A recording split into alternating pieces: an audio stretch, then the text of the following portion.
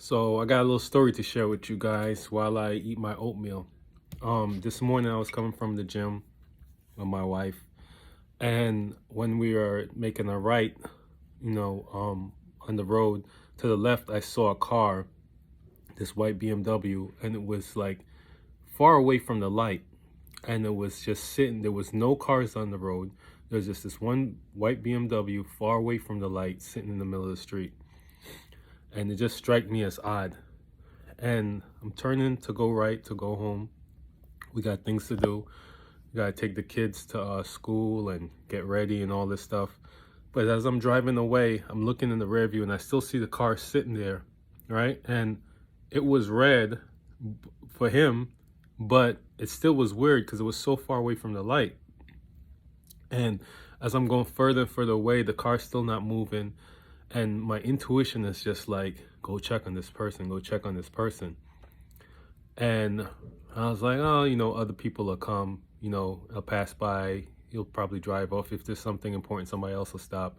Then the intuition is just like, you're the person that needs to stop. Like, I was like, you know what? Let me go. Like, what's the big deal if I make a U-turn real quick and go down there? So I go back down, I turn around, and I go back, and the car's still there. All the cars have come and passed by him. The light has turned, and I pull up beside him, and the tints are really dark, so I can barely see in there. And then I see there is somebody, and they're like passed out in the car, right? So now I'm like, fuck, and I'm banging on his window. I'm like, wake up, and he's breathing really weird. There's like this weird like fluctuation in the way he's breathing. And I tell my wife to call the cops, and I'm banging on there for at least 2 minutes while she's speaking to the police, and there's no response. And then all of a sudden he just gets up, and he looks like he just woke up, and but he's really out of it, and he's like, okay, thanks. And then he drives off. I don't know what, I don't know if he just fell asleep, if he's narcoleptic, if I really don't know what happened, but everything about that whole situation was strange. But as we were leaving, it was just a good reminder to listen to your intuition, man. Like, who knows what would have happened if I didn't listen to my intuition? Maybe somebody would have rear-ended him. I don't know. Maybe he would have woke up and just drove off into traffic. I don't know, but listen to your intuition. Like, when the difference between intuition and thinking is intuition is just like a knowing. All of a sudden you know something you have to do.